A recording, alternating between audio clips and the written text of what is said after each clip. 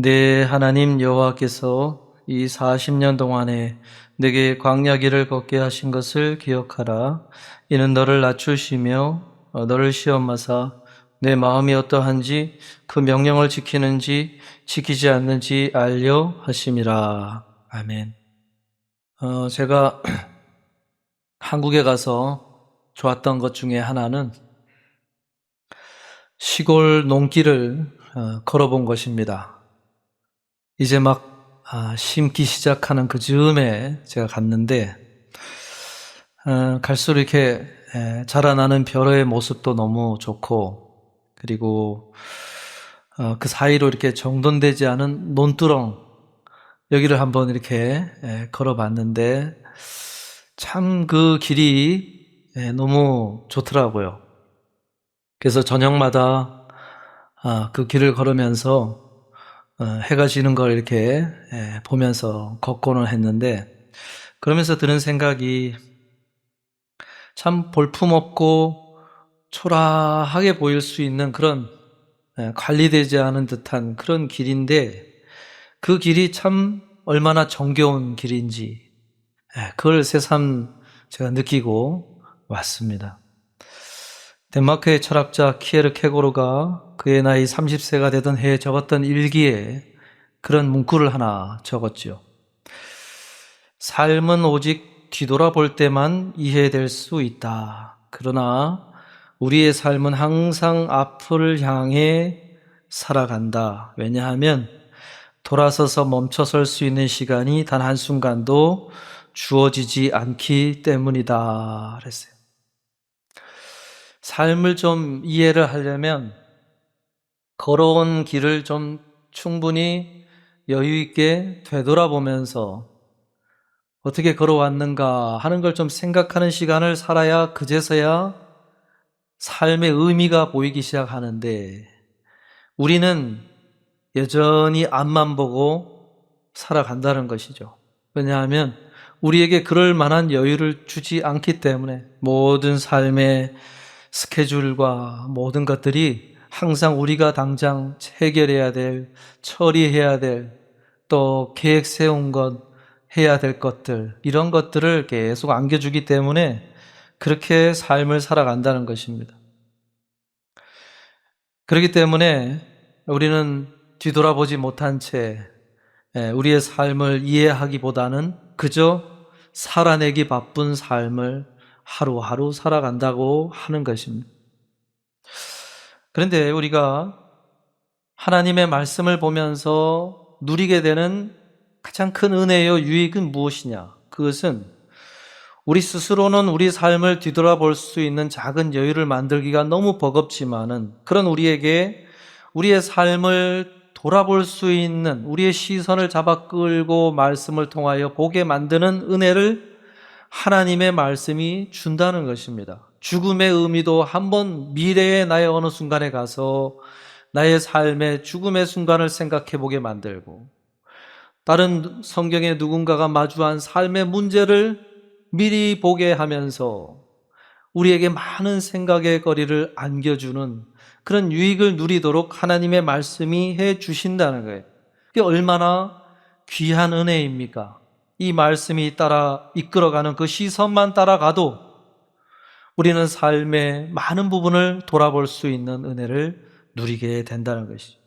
오늘 말씀은 모세가 이제 마주한 자신들이 걸어가야 될 가나안 땅으로 가는 여정을 바라보면서 벌벌벌 떨고 있는 그런 이스라엘 백성들에게 너희가 돌아온 그 걸어온 길을 돌아보도록 말씀하고 있는 내용을 담고 있는 부분입니다. 즉 이스라엘이 걸었던 그 광야 길의 의미에 대해서 이야기를 하고 있는 말씀이에요. 사실 이스라엘 백성들이 애굽을 나와 걸었던 그 40년의 광야 길은 그 당시 그들이 생각하기 어려운 코스를 걸어온 길이었어요. 당시 애굽에서 가나안까지 가는 길은 보통 3가지의 길이 만들어져 있었고 알려져 있었습니다. 가장 빠른 길은 블레셋 사람들이 살고 있는 그 지중해 해변을 이용해서 그 길을 타고 걸어가면 가나안 땅에 열흘이면 진입할 수 있는 가장 빠른 코스의 길이 있었어요. 두 번째 길은 해변길보다는 조금 남쪽으로 내려와서 위치하고 있는 가나안의 그 남쪽 길을 따라 남쪽 성읍인 브엘세바와 헤브론 쪽을 직접 올라가는 내륙을 통과하는 길이 있었어요. 그 길은 한 달 정도가 걸리는 길이었습니다. 이 길은 아브라함과 이삭이 일찍이 가나안 땅에 머물다가 기근을 피하기 위해 애굽으로 내려갈 때 사용했던 길이 있었어요. 이것은 이스라엘 백성들에게 너무나 잘 알려진 길이었고 해변 길이 막힌다 할지라도 다음 옵션으로 생각할 수 있는 아주 좋은 길이 놓여져 있었어요. 세 번째 길은 시내 반도를 가로질러 홍해 위쪽 에돔과 모압과 암몬 민족이 차지하고 있는 그 지역을 잘 우회해서 걸어간다면 사해 동편을 따라 요단강을 건너 여리고까지 갈 수 있는 왕의 대로라고 하는 아주 넓은 길이 만들어져 있었습니다. 이 길로 가면 한 달 반에서 두 달까지 걸릴 수 있는 그런 길이 만들어져 있었어요. 그러나 이스라엘 백성들이 선택한 길은 저 남쪽으로 쭉 내려가 호렙산을 시내산을 통과해서 꼬불꼬불한 길을 걸어 다니며 뱅뱅뱅 우회하여 도는 40년, 정확히 38년이 걸리는 그 길을 선택해서 걸어갔다고 하는 것입니다. 왜 그렇게 그런 코스를 잡았을까? 왜 그런 길을 걷게 되었을까? 그 이유를 모세가 지금 오늘 말씀하고 있는 것입니다. 그 이유를 이렇게 소개하지요. 내 하나님 여호와께서 이 40년 동안에 내게 광야 길을 걷게 하신 것을 기억하라. 다른 길을 선택할 수 있는 이스라엘 백성들에게 너희들이 걸어온 그 광야의 코스를 걷게 하신 분이 누구냐? 바로 하나님 여호와 하나님이 그렇게 하신 것이다 라고 이야기를 하고 있습니다. 여러분, 우리는 보통 인생의 길을 내가 선택한다고 생각합니다. 내가 계획을 세우고 내가 선택을 해서 인생의 길을 그렇게 걸어간다고 생각을 합니다. 이스라엘 백성들도 그런 줄 알고 그렇게 걸어가려고 했어요. 그러나 누가 그 길을 막으신 것입니까? 하나님이 막으신 거예요. 처음에 가장 빠른 해변길로 가려고 했을 때 출애굽기 13장 17절에 나오는 것처럼 블레셋 사람의 땅은 그 길은 가까울지라도 백성이 블레셋 민족과 전쟁을 치르게 되면 그들이 뜻을 돌이켜 애굽으로 돌아갈까 봐 그 길은 안 된다 하고는 막으셨다고 소개를 하고 있어요. 또한 그렇다면은 내륙길도 있고 왕의 대로도 있는데 민수기 20장에 가보면은 그 길은 어떻게 해서 막혔느냐? 모압, 암몬, 에돔 그 지역 민족이 차지하고 있는 그 땅에 에돔 왕에게 그 길을 지나갈 수 있도록 해달라고 요청을 했으나 그걸 거절하는 바람에 그 길로 갈 수 없게 되는 상황이 펼쳐졌다고 소개를 합니다. 그러니까 갈 수 있는 길이 다 막혀버린 거예요. 그 길을 막으신 분이 누구냐? 모세가 어떻게 얘기하는 거 봐. 여호와 하나님께서 너희들이 선택할 수 있는 길을 다 막으시고 하나님이 걷게 하신 그 길을 걷게 하셨다라고 이야기를 하고 있어요. 여기서 우리가 무엇을 할 수 있습니까? 우리가 걸어가는 길이라고 하는 것은 계획을 세울 수 있고 플랜을 짤 수는 있으나 그 현실 속에서 일어나는 많은 요소들을 하나님께서 움직이시고 섭리하셔서 그 길을 인도하시는 대로 우리는 걷게 된다는 것이죠. 우리가 계획한 대로 가는 것이 아니라 하나님이 인도하시는 대로 걷게 된다라고 이야기를 하고 있는 거예요. 그래서 잠언 16장 9절에 보면 사람이 마음으로 자기의 길을 계획할지라도 그의 걸음을 인도하시는 이는 여호와이시니라. 계획의 단계에서는 내 머릿속에서 모든 플랜이 가능한 것처럼 여겨지지만 걸음의 단계로 나아가 실제로 걷게 되면 그건 내 뜻대로 되는 것이 아니다라고 이야기를 합니다. 이게 이스라엘 백성들이 걸어온 길의 의미였고 오늘 우리가 걷고 있는 인생길의 의미인 것이, 이 사실을 아는 사람은 인생의 길 앞에서 겸손해지게, 기도하지 않을 수 없게 되는 것이죠. 그리고 모든 계획을 플랜을 짜고 그 길을 걷는 단계에서 하나님, 저의 걸음을 인도해 달라고 겸손히 하나님께 아뢰며 하루하루의 걸음을 걷기 시작하는 것입니다. 그래서 오늘 우리가 삶의 여정을 지나 이제 또 오늘 이 예배 자리에 서서 이 말씀 앞에 섰을 때 우리가 질문해 보아야 할 것은, 왜 하나님께서는 나로 하여금 지나온 이런 길을 걷게 하셨을까? 왜 이런 상황을 만나게 하셨을까? 왜 이런 상황의 처지에 놓여지게 하셨을까? 하나님을 주어로 삼아 하나님이 왜 이렇게 하셨을까를 묻는 질문의 사람이 돼야 될 줄로 믿습니다. 우리가 일어난 일들을요, 그런 질문 앞으로 우리가 서서 질문하면서 의미를 들여다보지 않는다면 제대로 해석되기가 어려워요. 이 일을 이렇게 했으면 더 좋았지 않았을까? 아, 그때 내가 이런 말을 하지 않았으면 좋았지 않았을까? 아, 저때 혹시 내가 이렇게 반응했다고 하면 좋았지 않았을까? 아, 저 사람만 없었으면, 저 사람만 그렇게 하지 않았으면 더 됐지 않았을까? 하는 식으로 생각하다 보면 그 과거에 많은 밀려오는 후회의 감정, 분노의 감정, 미움의 감정, 온갖 감정에 휩싸여 가지고 한 걸음도 제대로 해석하지 못하고 한 걸음도 나에게 주어진 삶의 걸음의 방향을 갈피 잡지 못하고 그렇게 걸어가게 된다는 것입니다. 오늘 본문에서 알려주는 것처럼 광야의 일, 우리가 지나온 길의 의미를 해석하는 중요한 열쇠는 상황이나 형편에 있는 것이 아니고 내 감정이나 내 생각 속에 있는 것이 아니고 내 플랜 속에 있는 것이 아니고 하나님께서 가지신 섭리적 의도가 무엇인가, 거기에 놓여져 있다고 하는 사실을 우리 보고 기억하라고 오늘 말씀이 알려주는 것입니다. 그래서 전도서 7장 14절에 말씀하기를 형통한 날에는 기뻐하고 곤고한 날에는 되돌아보아라. 공고한 날에는 되돌아보아라 그랬어요. 이 되돌아보아라라고 하는 이 말의 원어는 내가 쳐다보고 있는 방향과 대상을 바꾸어 보라라고 하는 의미를 갖고 있습니다.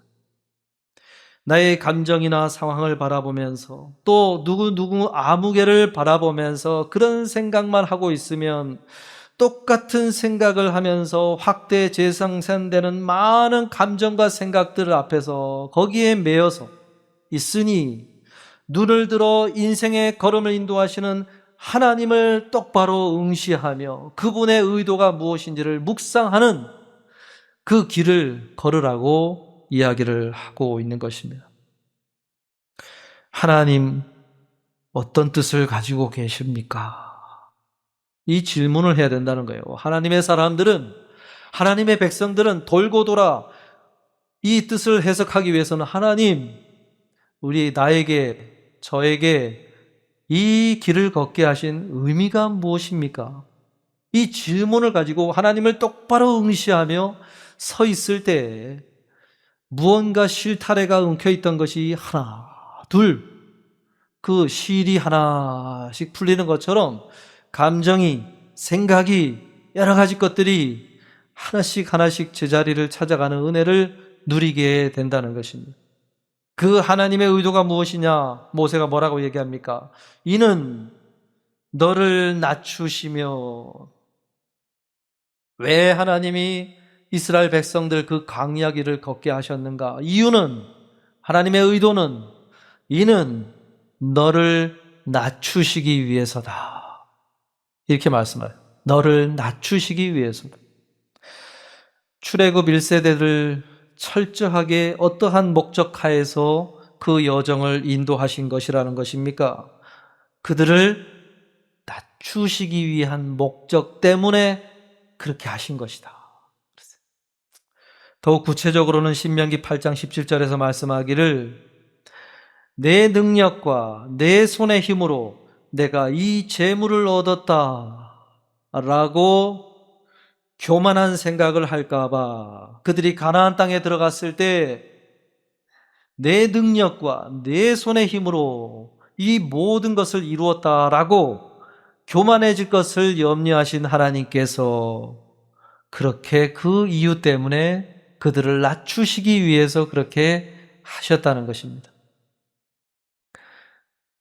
아침마다 만나를 내리면서 그들의 힘으로 먹거리를 구하는 것이 아니고 하나님의 은혜로 너희들을 먹이시고 입히시고 살피시고 인도해 가신다고 하는 그 하나님에 대한 그 의식을, 그 자세를, 그 태도를 갖도록 하시기 위해서 40년의 그 길을 걸으며 그걸 갖게 하셨다고 하는 것입니다. 여러분, 인간의 가장 큰 교만은 어느 정도 내가 할 만한 정도가 되면 이런 생각을 하기 시작하는 것에 문제가 있는 거예요. 내 능력, 내 힘으로 내가 이것을 할 수 있겠구나 하는 그런 생각이 하나님 없이도, 하나님 의지하지 않고도, 하나님께 기도하지 않고도 내 힘으로, 내 의지로 할 수 있겠구나, 내 삶을 경영할 수 있겠구나 하는 생각을 갖게 되는 것이 우리들의 모습이라고 하는 것이죠. 우리는 은연중에 가정을 그렇게 생각할 수도 있고, 직장과 관련된 일을 그렇게 생각할 수도 있고, 우리 자녀와 관련된 일을 그렇게 생각할 수도 있고, 신앙생활하는 교회에서의 일을 그렇게 생각할 수가 있다는 것입니다. 언제가 되면요, 익숙해지고 어느 정도 세월이 흘러 그렇게 되면 나도 모르는 사이에 내 능력과 내 힘으로 이것을 할 수 있다라고 생각을 하게 된다는 거예요. 그 높아짐의 문제, 그 때문이라고 이야기하는 것이죠. 여러분, C.S. 루이스, 그분이 순전한 기독교라는 책에서 교만을 이렇게 설명합니다. 다른 사람이 가지고 있는 것보다 더 많이 가졌다고 해서 교만한 것이 아닙니다.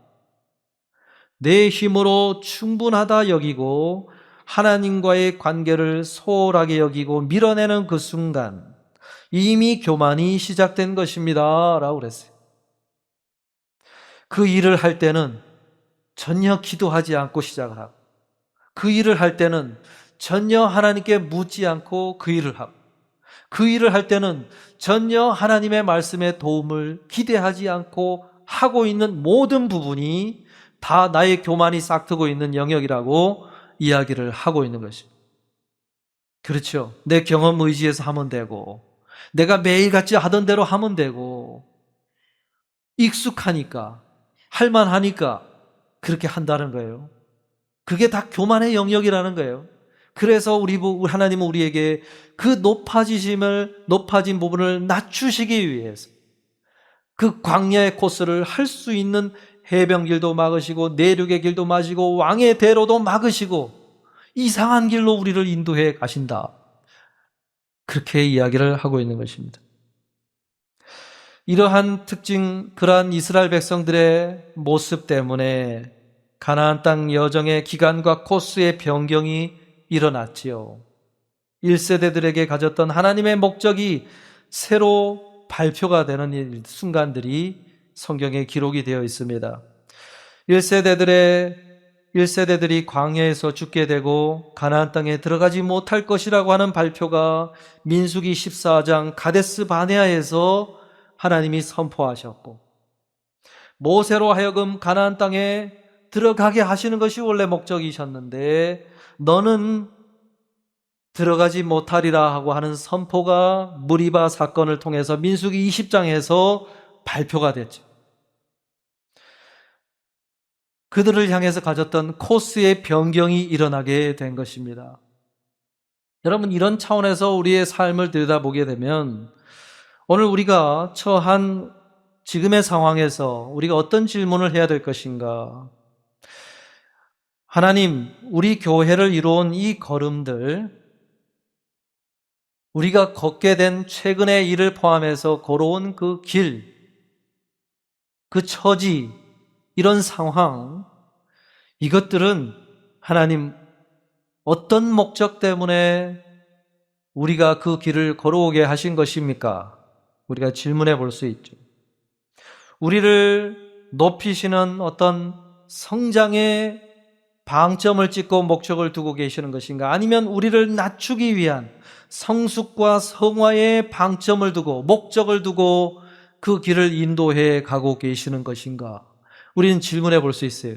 교회가 하나님이 성장의 목적을 두시고 우리를 끌고 가실 때는 우리가 감당할 수 없는 초대교회, 예루살렘 교회가 경험한 것처럼 날마다 부흥하는 일들이 생겨날 수가 있습니다. 그러나 하나님이 우리를 향한 목적을, 우리의 성화와 성숙, 그 낮추심의 목적을 두시고 끌고 가시는 것이라고 한다면 한없이 광야길이 펼쳐질 수밖에 없는 것입니다. 만일 우리가 겪어온 많은 일들이 제자리 걸음처럼 여겨지는 광야길과 같았다면 하나님의 주된 목적은 우리의 낮아짐의 목적을 두고 계신다는 것이 명확한 것입니다. 우리로 하여금 겸손하게 만드시는 것에 하나님은 40년의 세월을 다 쏟아붓기로 결정하시는 분이 하나님이세요. 왜냐하면 그것이 너무나 중요하다 여기시면 그렇게 하시는 거예요. 1세대들의 모든 삶의 부분을 광야의 길을 걷게 하시겠다고 결정하실 수 있는 분이 하나님이시라고 하는 거예요. 우리 인생의 대부분의 시간을 광야 길을 걷게 만드시겠다고 결정하실 수 있는 분도 하나님이시라는 거예요. 여러분, 그 결정은 하나님이 내리시는 것입니다. 영성신학자로 유명한 헨리 나우엔이 있죠. 세상의 기준으로 보면 성장의 길을 잘 걷던 사람인데 그런 사람이 낮아짐의 길을 걷기 위해서 자신이 이루었던 많은 교수의 커리어를 다 내려놓은 사람이에요. 네덜란드 출신으로 미국에서 심리학을 공부하고 40대 초중반부터 예일 대학에서 교수 생활을 시작해서 하버드대의 52세의 교수로 임용이 됩니다. 이런 명문대의 교수로 그 나이 때에 올라가서 한창 왕성하게 이제 활동해야 되는 그 교수 커리어의 최정점을 달리고 있던 그런 시기에 그는 하버드 대학 교수 자리를 사임을 하는 결정을 하고 지적 장애인들을 돌보는 공동체로 들어가게 됩니다. 왜냐하면 그가 훗날 쓴 예수의 이름으로라는 책에서 그렇게 이야기합니다. 어느 날 아침 나는 내가 아주 어두운 곳에 갇혀 살고 있다는 사실을 깨닫고 눈을 떴습니다. 그리고 번아웃이라고 하는 세련된 심리학 용어가 사실은 내 영혼이 서서히 죽어가고 있다는 사실을 교묘하게 나 스스로 포장하는 편리한 핑계를 대면서 걸어왔다는 사실을 발견하게 되었습니다. 라고 이야기를 해요. 이건 그냥 번아웃이겠지, 영적인 탈진이겠지 하면서 위로하고 마음에 찾아오는 많은 침체와 불안함과 여러 가지 것들을 그렇게 위로하며 걸어오다가 어느 순간 자신의 영적 상태가 완전히 메말라 버리고 거의 죽어가고 있다는 사실을 발견하고는 그런 충격에 빠져서 그런 결정을 내리게 됐다는 거예요. 남들에게 인정받고 영향력 있는 사람이라고 하는 얻은 타이틀, 그리고 남들이 우러러보는 자리에서 강의를 하고 하는 그런 것에 위안을 삼고 인생의 삶의 낙으로 삼고 어느새 걸어오다 보니까 하나님과의 관계가 메말라 버린다고 하는 사실을 알지 못하고 깨닫지 못하고 걸어오다가 나중에 그걸 정말로 발견하게 됐다는 것이죠. 그래서 이렇게 걸어가는 것이 나에게 중요한 것인가 아니면 지금이라도 이런 방식으로 되돌리는 것이 필요한 것인가? 고민 끝에 그가 그걸 내려놓고 그 지적 장애를 돌보는 그런 공동체로 나가서 거기서 그들의 기저귀를 갈아주고 소변을 갈아주고 도와주고 하는 일을 하면서 교수로서 배운 건 아무것짝에도 쓸모가 없고 그 현장에서 그저 그런 몸으로 부딪히며 하는 일들을 하면서 하나님 앞에 낮아지고 그러면서 조금씩 자기의 마음이 회복이 되더라. 그리고 그런 자리를 떠나지 않고 평생 그 일을 하다가 인생을 마친 분이에요. 여러분, 하나님께서 그런 모습을 하고 있던 호렙산 동굴 속에 있던 엘리야에게 세미한 음성으로 나타나실 때 뭐라고 이야기하셨습니까? 엘리야야, 내가 어찌하여 여기 있느냐? 엘리야야, 너가 어찌하여 여기 있느냐? 열왕기상 19장 9절에서 말씀했죠. 이건요, 너가 정말 어디 있느냐? 장소를 물은 것이 아니라 오직 나만 홀로 남았건을 하면서 자기 연민과 영적인 우월함에 빠져있는 엘리야의 모습을 향해서 너가 어찌하여 그런 모습을 하고 이렇게 비참하게 초라하게 서 있느냐 하는 것을 묻는 질문이었습니다. 오늘 우리가 하나님이 우리를 향하여 세미한 음성으로 말씀을 통하여 들려주고 계신 음성이 무엇인가? 나만 알 수 있는 그 세미한 음성, 그걸 들어야 되겠죠? 우리 모두가, 각자가. 아무개야, 너가 어찌하여 그렇게 서 있느냐? 우리가 마주한 삶의 길이 막다른 골목 같고 항상 아무것도 보이지 않는 제자리만 빙빙대는 광야길 같은 그런 답답한 상황 앞에 서 있다고 한다면 하나님 왜 저에게 이 길을 걷게 하셨습니까? 우리가 질문해 볼 수 있고 그 질문에 대한 하나님의 세미한 음성이 어떻게 들려오는지를 물어야 되는 것이죠. 오늘 후반절에 보면 광야길을 걷게 하신 또 하나의 의미를 이렇게 말씀하고 있죠. 너를 시험하사 내 마음이 어떠한지 명령을 지키는지 지키지 않는지 알려 하심이라.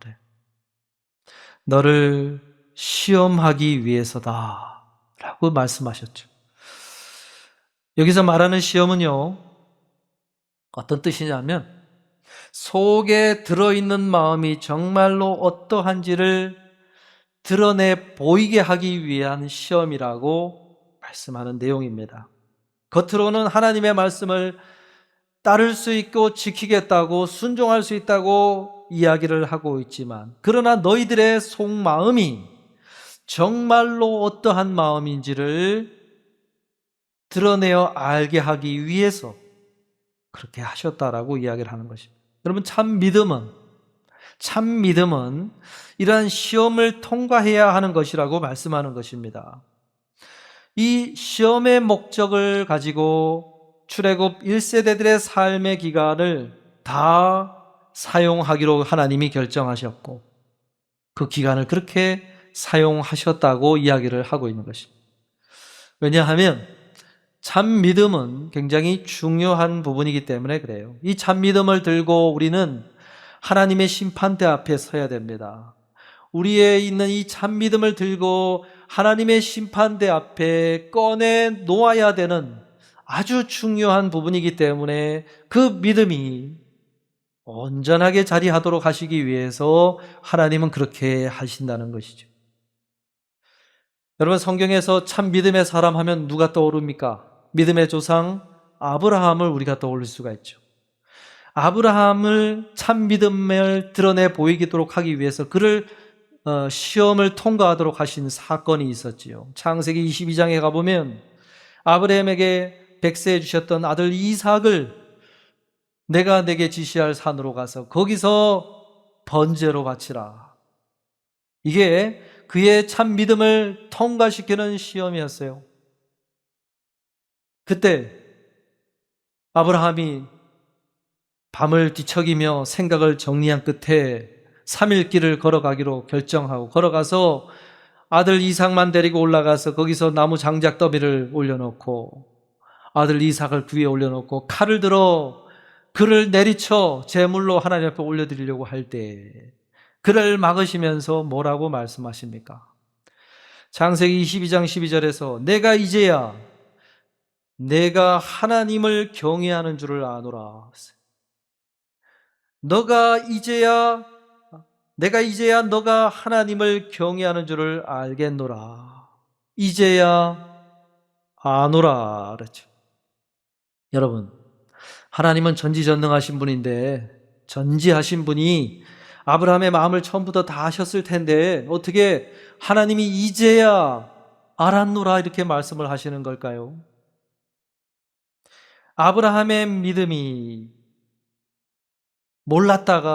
그런 줄 몰랐다가 이제야 알게 되었다라고 말씀하신 것이 아니고 그의 내면 안에 있던 믿음이 이삭을 바치는 그 하나님이 요구하신 어려운 상황들을 통해서 실제적인 행동으로 순종을 통해 구체적으로 드러나왔을 때 그의 완성된 믿음을 보면서 감탄하시는 그 말씀을 하신 것입니다.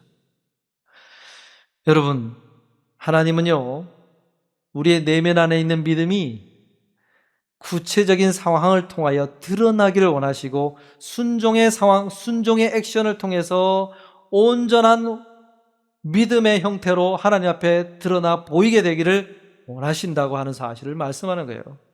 믿습니다. 아멘, 아멘. 하나님의 말씀 들을 때는 아멘 하지만 구체적으로 하나님이 구체적인 그 말씀을 순종할 수 있는, 드러내 볼 수 있는 구체적인 상황을 만나게 했을 때 그 상황 앞에서 그 말씀을 의지하여 그렇게 할 수 있느냐? 드러내 볼 수 있느냐? 하나님 앞에 그러한 믿음 마음만이 아니라 행함까지도 하나님 앞에 온전한 것으로 드려 그 믿음을 드러내 볼 수 있는 완성된 형태의 믿음을 볼 수 있느냐? 그것을 보기를 원하신다는 거예요. 그래서 이스라엘 백성들에게 그 광야길을 걷게 하신 것이요, 그 진짜 들어있는 믿음이 무엇인지를 그들도 알게 하고 하나님 앞에서 보이도록 하기 위해서 그렇게 하셨다는 것입니다. 야고보서 2장 17절 26절에 그렇게 말씀하지요. 이와 같이 행함이 없는 믿음은 그 자체가 죽은 것이라. 영혼 없는 몸이 죽은 것 같이 행함이 없는 믿음은 죽은 것이니라. 용서해라.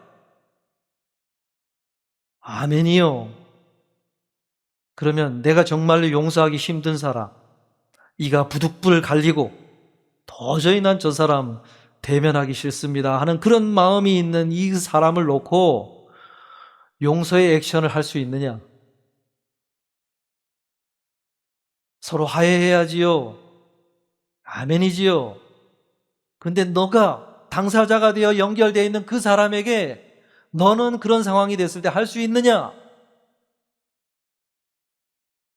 그걸 묻는 거죠. 참 어렵습니다. 저도 어렵고 그런 상황 앞에 놓여지면 참 어렵습니다. 그러나 믿음의 선조들이 그런 걸 통과했죠. 내가 아멘이라고 외쳤던 그것이 진짜 믿음이라고 한다면 그런 내가 당사자가 되어 남 조언하는 게 아니고 내가 당사자가 되어 내가 그 행동을 해야 하는 상황이라면 그 길을 걷는 건요, 정말로 몇만 배 그 한 걸음을 내딛기가, 한마디 건네기가 얼마나 어려운 건지 마음을 깎고 정말로 살을 내이는 그런 걸음이죠. 그러나 하나님은 그런 것을 통해서 하나님 앞에 내어놓는 그것을 보실 때 이제야 너의 믿음이 참으로 나에게 하는 믿음이 온전한 것인 줄 알겠노라 말씀하신다는 것입니다. 여러분, 오늘 우리 모두가 이런 삶의 질문을 가지고 하나님 앞에 서실 수 있기를 바라고, 내 믿음이 하나님 앞에 드렸던 아멘의 고백이 참 믿음에 나온 고백이라고 한다면 우리가 해야 될 그 참 믿음을 드러내 보이는 그 시험을 통과해내는 우리 모두가 될 수 있기를 바랍니다. 현재요, 예루살렘 성전 그 중앙에 있는 이슬람 사원가 가면 내부에 파운데이션 스톤이라고 하는 아주 거대한 바위가 보존이 되어 있습니다. 그 바위는 유대 전통과 고고학자들에 의하면 그 바위가 아브라함이 이삭을 제물로 바치랬던 제단이 있었던 자리로 알려져서 아주 거룩하게 이렇게 귀한 곳으로 보존이 되고 있는 그런 곳입니다. 거기 가면 아주 거친 안반의 모습을 하고 있어요. 이렇게 매끄럽게 가다듬은 게 아니고 그냥 아주 깎여져 나간 듯한 거친 형태를 하고 있습니다. 그런데 그 자리가 너무나 하나님이 기뻐하신 자리였기 때문에 거기에 성전이 세워지도록 하시고 거기에 언약궤가 지성소에 안치될 때 그 자리에 그것이 놓여지도록 했다고 하는 아주 그런 하나님이 귀하게 여겼던 자리라고 하는 거죠. 그럼 하나님은 우리의 신앙이 그런 모습이길 원하신다는 것이죠. 우리는 정말 매끄럽고 세련되고 아주 화려한 그런 말을 하면서 하는 그런 모습을, 그런 고백을 받기를 원하시는 것이 아니라 아브라함이 이삭을 내려칠 때 정말로 절규하듯이 처절한 몸부림으로 그렇게 순종의 걸음을 걸었던 것처럼 내 진짜 모습, 거칠고 정말 불안정하고 하지만은 어떻게 하든지 거기서 하나님의 말씀을 따라 순종해 보려고 투박하지만은 그렇게 걸음을 내딛는 그런 순간, 그런 자리, 그런 것을 정말로 하나님이 우리의 진짜 진심의 모습을 보면서 기뻐 받으시는 것이 다 그런 모습이라고 하는 거죠. 제가 어린 시절 보냈던 그 단양에 갔다가 한 30년 많은 것 같아요. 고수동굴이라는 게 있습니다. 고수동굴. 석회동굴로는 좀 알려진 동굴이죠. 어린 시절에 소풍을 가면 거기로 갔어요. 초등학교 소풍을 저희는 그런 고수동굴 가가지고 무료로 이렇게 들어가서 둘러보고 그랬는데 그때는 아무것도 모르고 이렇게 갔다가 오랜만에 가서 설명 다 듣고 가서 들어가 보니까 참 하나하나가 새롭게 보이더라고요. 거기가 한 10도, 섭씨 10도, 15도 정도가 되는 아주 서늘한 곳입니다. 그래서 들어가서 이렇게 가다 보니까 유네스코에 이렇게 문화유산으로도 등재가 되어 있는 딱 아주 유명한 장소가 있는데 천년의 사랑이라고 하는 그런 장소가 있어요. 그게 왜 그렇게 불려졌냐면 정말로 한 방울 석순이라고 그러죠. 그것이 자라는 데는 굉장히 아주 오랜 시간이 걸리는 건데 위에서 아래로 자라는 종유석하고 아래에서 위로 솟아나는 석순이 이렇게 자라가지고 만날 듯 안 만날 듯 아주 가까이 이렇게 마주하고 있는 거대한 그 석순이 있습니다. 그것이 정말로 이렇게 서로 뭔가 애틋한 사랑의 모습을 하고 있는 것처럼 연인이 만나려고 애를 쓰고 있는 모습처럼 보인다 해가지고 천년의 사랑이라고 하는 그런 이름을 붙인 곳인데 그걸 보면서 오늘 말씀 묵상하면서 그런 생각이 들었어요. 눈에 잘 보이지 않고 하지만은 거기에 한 방울 한 방울이 물이 흘러내리면서 더디지만 그렇게 성장시키고 하나씩 이렇게 성장해 가면서 그런 자람의 과정을 빚어가고 있는 자연의 모습처럼 하나님께서 길고도 더디고 정말 자라는가 안 자라는가, 우리의 모습이 달라지는가 달라지지 않는가 가늠하기도 어려울 정도의 변화가 일어나고 있는 우리의 모습일지라 할지라도 하나님께서는 그 길고도 고단한 그 여정을 우리의 인생 전체를 통하여 계속해서 묵묵하게 끌고 가시고 있는 그 하나님의 모습, 광야 40년을 통해서도 이스라엘 백성들이 달라질 것 같지 않은 그들을 그렇게 끌고 다니시면서 그들을 하나님 백성 삼기 위해서 수고하신 그 하나님의 노고, 그런 것이 여전히 우리들에게 이루어지고 있음을 바라보면서 그 하나님의 손길을 신뢰하면서 나를 향해서도 그렇고 함께 생활하는 교우들을 바라보면서도 그렇고 달라지고 변화되지 않을 것 같은 우리의 모습들이 그래도 하나님의 손길 안에서 달라지고 있고 변화되고 있고 자라가고 있겠지 하는 그런 마음으로 서로를 바라보면서 각자를 향한 신뢰가 아니라 하나님을 향한 신뢰로 우리가 서로를 바라보면서 그렇게 걸어가는 것이 교회됨을 이루어가는 모습이 아닌가 그런 생각을 했습니다. 여러분, 우리 스스로나 개인적으로 또 인간적으로 서로를 바라보는 그런 신뢰에 의지하지 말고 하나님의 손길을 의지하는, 하나님을 신뢰하는 그 믿음, 그 믿음의 기초를 삼아 우리가 다시금 걷기 시작하셔서 우리 안에서 이루어 가시는 그 하나님의 인도하심의 섭리의 꽃이 언젠가 펴고 언젠가 맛보게 되고 언젠가 두 손 붙들고 서로를 향하여 그동안 함께 온 것에 대한 감사와 또 겸손한 그런 고백들이 우리 안에서 나누어질 수 있는 그런 순간을 맞이하는 우리 모두가 되실 수 있기를 주님의 이름으로 축복합니다.